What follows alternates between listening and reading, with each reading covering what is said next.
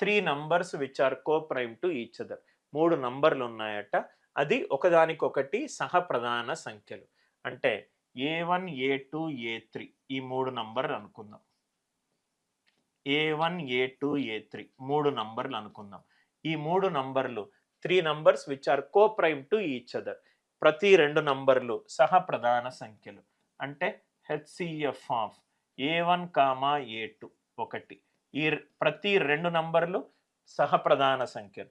HCF of A2, A3 సహప్రధాన సంఖ్యలు. HCF of A1, A3 సహప్రధాన సంఖ్యలు. A1, A3 ఒకటి. ఇక్కడ వరకు అందరికీ క్లియర్‌గా అర్థమైంది అనుకుంటా. జస్ట్ ఆ స్టేట్మెంట్‌ని మ్యాథమెటికల్ ఎక్స్‌ప్రెషన్‌గా మార్చాను. Product of the first two is 391.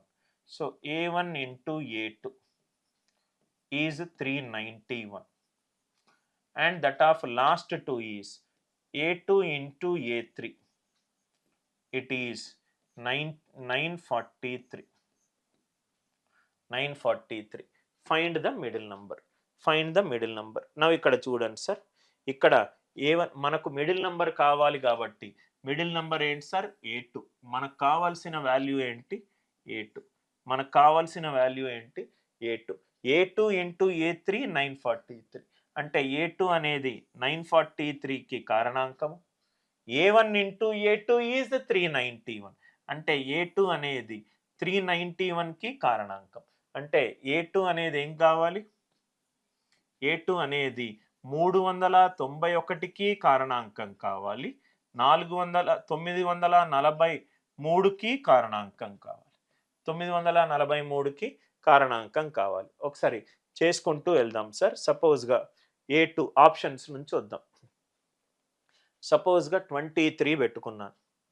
23 into 23 4s are 92, 23 1s are 23. ఇది 23. ఇది 23 పెట్టుకుంటే 23 1s are 23, 161, 23 7s are 161.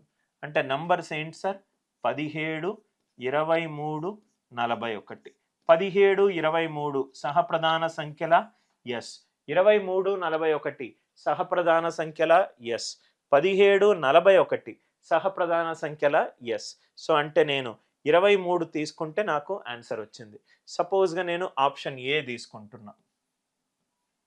Option A 19. 391 19 తోటి డివైడ్ అవుతుందా చూడండి. 19 2s are 38, 11 కాదు.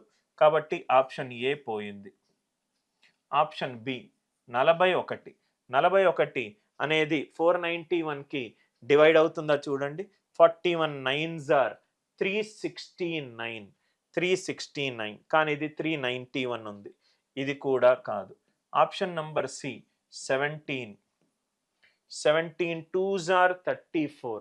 17 3s are 51.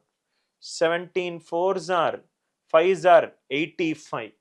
93 అనేది 17 తో డివైడ్ కాదు. 943 అనేది 17 తోటి డివైడ్ కాదు.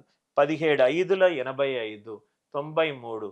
సో కాబట్టి ఇది కూడా కాదు. ఆప్షన్ ఏ కాదు, ఆప్షన్ బి కాదు, ఆప్షన్ సి కాదు. సో కాబట్టి ఆన్సర్ ఏంటి అనంటే 391, 943 ఈ 2 నంబర్లకు కారణాంకం అయి ఉండాలి. కారణాంకం అయి ఉండాలి కాబట్టి నేను రైట్ 23 నుంచి స్టార్ట్ చేశాను. 41 అనేది 493 రైట్. సో కాబట్టి 391కి 441 కారణాంకం కాదు. కాబట్టి ఇది పోయింది.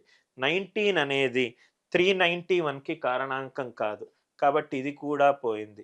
17 అనేది 17 4s are 5s are 85, 93 ఇది కారణాంకం కాదు. ఈ రెండిటికి కారణాంకం ఉన్న ఆన్సర్ ఆప్షన్ని మనము టిక్ చేయాలి. కాబట్టి ఈ క్వశ్చన్‌కి ఆన్సర్ ఎంత? 23. ఈ క్వశ్చన్‌కి ఆన్సర్ ఎంత? 23. అందరికీ లాజిక్ క్లియర్‌గా అర్థమైంది అనుకుంటా. మంచి ఇంట్రెస్టింగ్ ప్రాబ్లమ్ సార్ ఇది.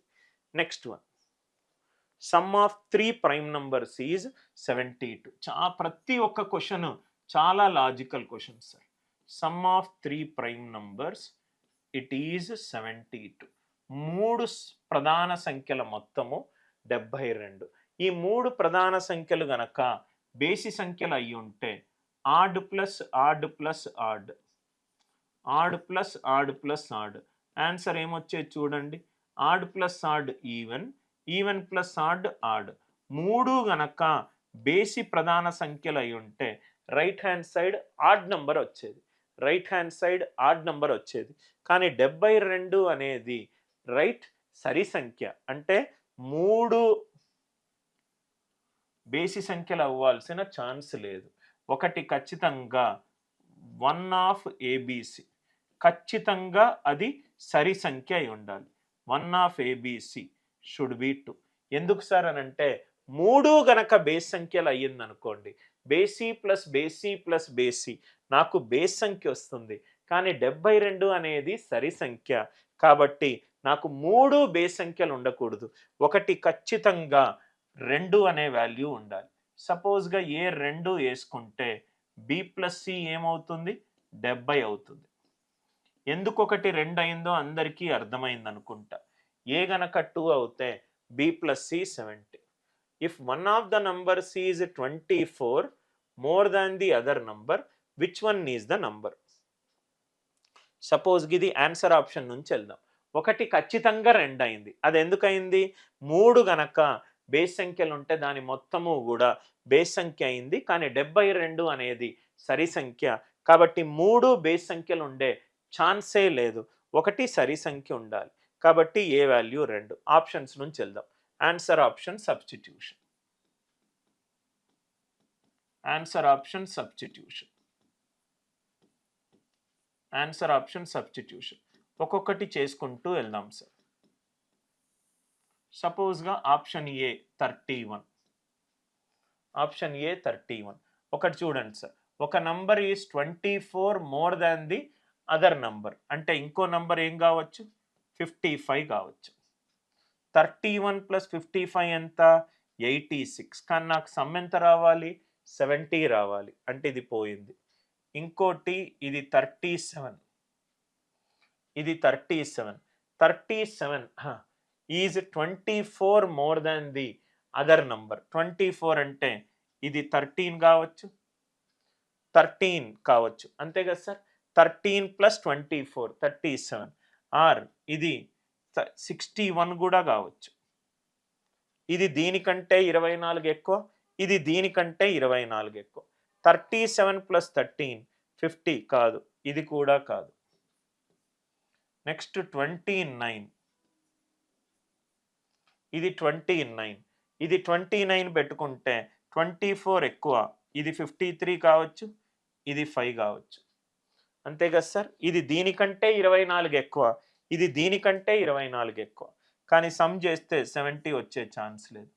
డి 47, ఇది 47. 24 ఎక్కువ అంటే ఇది 23 కావచ్చు, లేకుంటే ఇది 71 కావచ్చు, అంతే కదా సార్. ఇది 24 ఎక్కువ, లేకుంటే ఇది 24 ఎక్కువ, కానీ 47 ప్లస్ 23 70. ఇక్కడ నా కండిషన్ వచ్చింది కాబట్టి వాల్యూలు ఎంత, ఒకటి 2, ఇంకోటి 23, ఇంకోటి 47. మంచి లాజికల్ క్వశ్చన్ సార్. ఖచ్చితంగా ఒక వాల్యూ 2 ఉండాలి. అది ఎందుకు ఉండాలో అందరికీ అర్థమైంది కదా సార్. రైట్ హ్యాండ్ సైడ్ అనేది మనకు 72 ఉంది, సరి సంఖ్య ఉంది కాబట్టి ఖచ్చితంగా 2 ఉండాలి. ఆన్సర్ ఆప్షన్ నుంచి తీసుకుంటూ వచ్చా.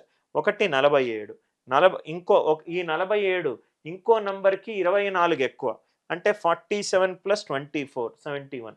ఇంకో నంబర్ రైట్ 47 మైనస్ 24 వేసుకోవచ్చు, 47 ప్లస్ 24 వేసుకోవచ్చు. ఇది వేసుకుంటే ఇది దీనికంటే 24 ఎక్కువ, లేకపోతే ఇది దీనికంటే 24 ఎక్కువ. ఇక్కడ నా కండిషన్ సాటిస్ఫై అయింది. 47 ప్లస్ 23 ఎంత, 70. మంచి ఇంట్రెస్టింగ్ క్వశ్చన్. అందరికీ ఈ లాజిక్ క్లియర్